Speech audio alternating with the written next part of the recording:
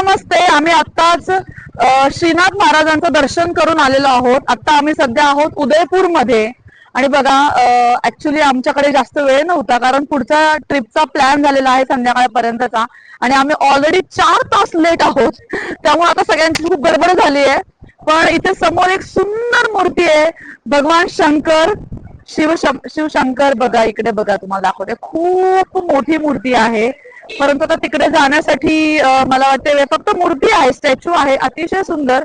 आणि आपण statue of unity मध्ये कसं लिफ्टने मूर्तीच्या आतून वर जातो, त्याचप्रमाणे इकडे सुद्धा महादेवाच्या मूर्तीमध्ये सुद्धा अगदी गळ्यापर्यंत जाण्यासाठी लिफ्ट आहे. परंतु आमच्या ट्रिप मधले सगळेजण म्हणत होते की देवाच्या गळ्यामध्ये जाणं, देवाच्या अंगावरती चढणं कितपत योग्य आहे. तर त्याला प्रत्येकाचे वेगवेगळे विचार असतात.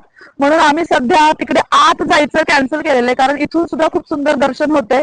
आणि समोर हायवेने आपण फ्रंटचं दर्शन घेणार आहे या मूर्तीचं. तोपर्यंत मी तुम्हाला बॅकने दाखवते की इकडून हा लुक कसा दिसतोय. ठीक आहे, बघा इकडे खूप मोठं पार्किंग आहे. श्रीनाथ भगवान यांच्या दर्शनाला जाऊन आल्यानंतर इकडून आपल्याला रिक्षा घ्यावी लागते 10-10 रुपये देऊन.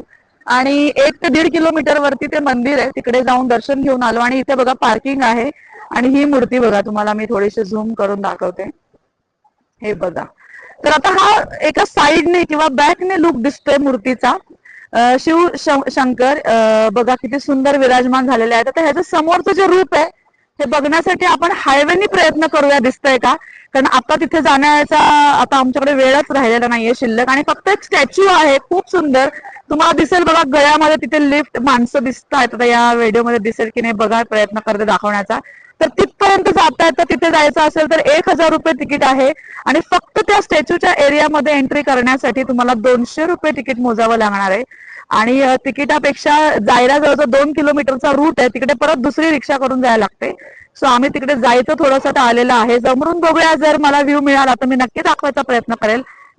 चला, तोपर्यंत आम्ही आता निघतो. बाय.